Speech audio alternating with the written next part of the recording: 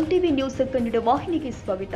ಲಿಂಗಸಗೂರು ಪಟ್ಟಣದ ಸಾರ್ವಜನಿಕ ಆಸ್ಪತ್ರೆಯಲ್ಲಿ ಹೃದಯ ರೋಗ ತಜ್ಞರು ಹಾಗೂ ಕಿವಿ ಮೂಗು ಗಂಟಲು ತಜ್ಞರನ್ನ ತಕ್ಷಣ ನೇಮಕ ಮಾಡಬೇಕು ಅಂತ ಕರ್ನಾಟಕ ರಕ್ಷಣಾ ವೇದಿಕೆ ಸ್ವಾಭಿಮಾನಿ ಸೇನೆ ತಾಲೂಕು ಘಟಕ ಲಿಂಗಸಗೂರು ವತಿಯಿಂದ ಮಾನ್ಯ ತಾಲೂಕು ಆರೋಗ್ಯಾಧಿಕಾರಿಗಳ ಮೂಲಕ ಮಾನ್ಯ ಆರೋಗ್ಯ ಸಚಿವರಿಗೆ ಮನವಿ ಸಲ್ಲಿಸಲಾಗಿದೆ.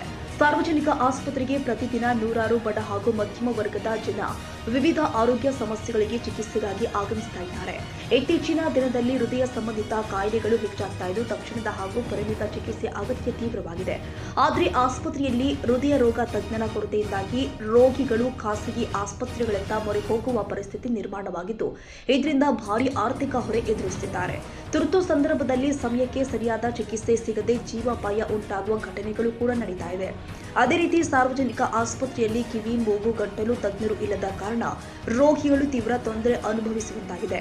ಬಡ ಹಾಗೂ ಸಾಮಾನ್ಯ ಜನರ ಹಿತದೃಷ್ಟಿಯಿಂದಾಗಿ ಸಾರ್ವಜನಿಕ ಆಸ್ಪತ್ರೆಯಲ್ಲಿ ಶಾಶ್ವತವಾಗಿ ಅನುಭವಿ ಕಾರ್ಡಿಯಾಲಜಿಸ್ಟ್ ಹಾಗೂ ENT ತಜ್ಞರನ್ನ ನೇಮಕ ಮಾಡುವುದು ಅತ್ಯಂತ ಅಗತ್ಯವಾಗಿದೆ ಅಂತ ಮನವಿಯಲ್ಲಿ ಒತ್ತಾಯಿಸಲಾಗಿದೆ.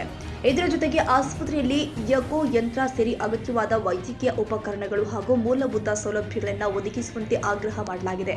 ಮನವಿಯನ್ನ ಗಂಭೀರವಾಗಿ ಪರಿಗಣಿಸಿ ಶೀಘ್ರವೇ ಕ್ರಮ ಕೈಗೊಳ್ಳಬೇಕು. ಇಲ್ಲದಿದ್ದರೆ ಸಾರ್ವಜನಿಕ ಆಸ್ಪತ್ರೆ ಎದುರು ಅನಿರ್ದಿಷ್ಟಾವಧಿ ಧರಣಿ ಹಮ್ಮಿಕೊಳ್ಳಲಾಗುತ್ತೆ ಅಂತ ಕರವೇ ಸ್ವಾಭಿಮಾನಿ ಸೇನೆ ಎಚ್ಚರಿಕೆ ಕೊಟ್ಟಿದೆ.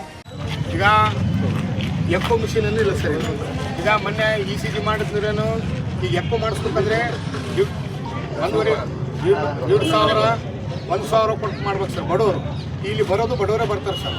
ಈಗ ನಮ್ಮ ಉದ್ದೇಶ ಏನಂದರೆ ಸರ್, ಹೃದಯ ರೋಗ ತಜ್ಞರು ಬೇಕು ನಮ್ಗೆ, ಮತ್ತೆ ಎಕೋ ಮಿಷಿನ್ ಬೇಕು. ಇದ್ರ ಬಗ್ಗೆ ಏನು ಹೇಳ್ತಾರೆ ಹೇಳಿ ಸರ್, ಅಷ್ಟನ್ನು ಎದ್ದೇಳಲ್ಲ ಸರ್. ಅಲ್ಲ, ಒಮ್ಮೆದೊಮ್ಮೆಲೆ ಕೇಳಿದ್ರೆ ಪದ್ಧತಿ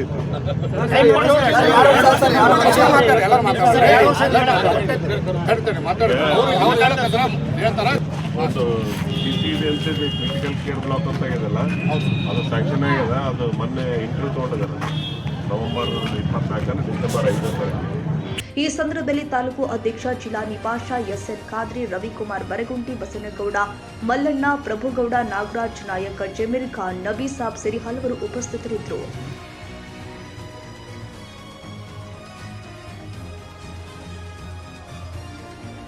ತಾಜಾ ಸುದ್ದಿಗಾಗಿ ಎಂಟಿವಿ ನ್ಯೂಸ್ 24/7ಗೆ ಸಬ್ಸ್ಕ್ರೈಬ್ ಮಾಡಿ ಮತ್ತು ಬೆಲ್ ಐಕಾನ್ ಅನ್ನು ಒತ್ತಿ. ತಪ್ಪದೇ ಲಿಂಕ್ ಶೇರ್ ಮಾಡಿ.